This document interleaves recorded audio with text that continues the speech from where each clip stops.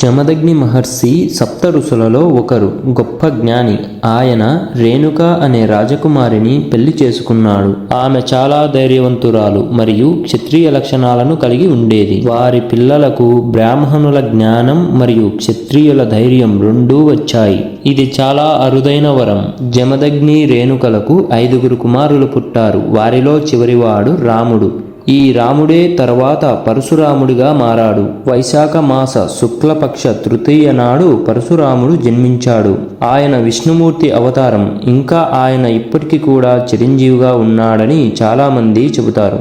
చిన్నప్పటి నుంచే రాముడికి యుద్ధ విద్యలు నేర్చుకోవాలని ఆసక్తి ఎక్కువగా ఉండేది. విశ్వామిత్రుడు అనే గొప్ప గురువు దగ్గర ఆయన యుద్ధ కళలు నేర్చుకున్నాడు. విశ్వామిత్రుడు కూడా మొదట రాజు, తర్వాత గొప్ప బ్రాహ్మణుడు అయ్యాడు. అందుకే రాముడికి యుద్ధ విద్యలు నేర్పించడంలో ఆయన సరైన గురువుగా మారాడు. రాముడు శివుడిని ప్రసన్నం చేసుకోవడానికి చాలా కఠినమైన తపస్సు చేశాడు. ఆయన భక్తికి శివుడు ఎంతో సంతోషించాడు. శివుడు రాముడికి అనేక దివ్యమైన ఆయుధాలు ఇచ్చాడు. వాటిలో ముఖ్యమైనది పరశువు అనే గొడ్డలి. ఈ పరశువు చాలా శక్తివంతమైనది, ఎప్పటికీ విరగదు. ఈ గొడ్డలి వల్లే ఆయనకు పరశురాముడు అనే పేరు వచ్చింది. శివుడు పరశురాముడికి రుద్రాంశను కూడా ప్రసాదించాడు. అందుకే ఆయన చిరంజీవిగా యుగయుగాలు జీవించే శక్తిని పొందాడు. రేణుకాదేవి ప్రతిరోజు నదికి వెళ్లి తన పవిత్రతతో మట్టితోనే కుండను తయారు చేసుకొని అందులో నీరు తెచ్చేది. అలా ఒకరోజు ఆమె నదికి వెళ్ళినప్పుడు అక్కడ గంధర్వరాజు చిత్రరథుడు తన భార్యలతో కలిసి నీటిలో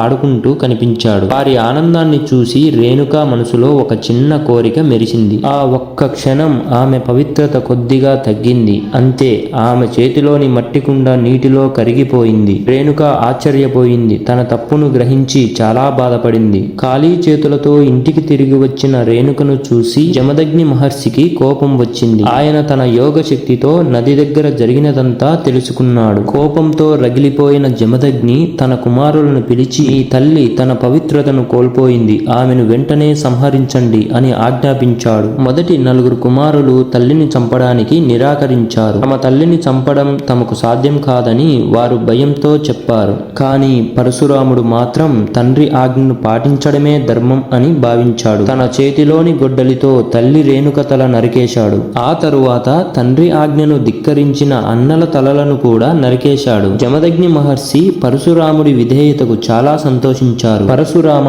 నీ విధేయతకు నేను మెచ్చాను. నీకు 2 వరాలు ప్రసాదిస్తాను, కోరుకో అని జమదగ్ని అన్నారు. పరశురాముడు వెంటనే, నేను చంపిన నా తల్లిని, నా అన్నలను తిరిగి బ్రతికించండి. ఈ హత్య పాపం నన్ను అంటకుండా చేయండి అని కోరాడు. జమదగ్ని మహర్షి పరశురాముడు కోరికను మన్నించి వెంటనే తన శక్తితో రేణుకను ఆమె కుమారులను తిరిగి బ్రతికించాడు. పరశురాముడు తన తల్లి అన్నలతో తిరిగి సంతోషంగా జీవించాడు. ఇంతటితో ఎపిసోడ్ 2 అయిపోయింది. నెక్స్ట్ ఎపిసోడ్ లో మెయిన్ విలన్ ఎంటర్ అవుతాడు. మనం మళ్ళీ ఎపిసోడ్ 3లో కలుద్దాం.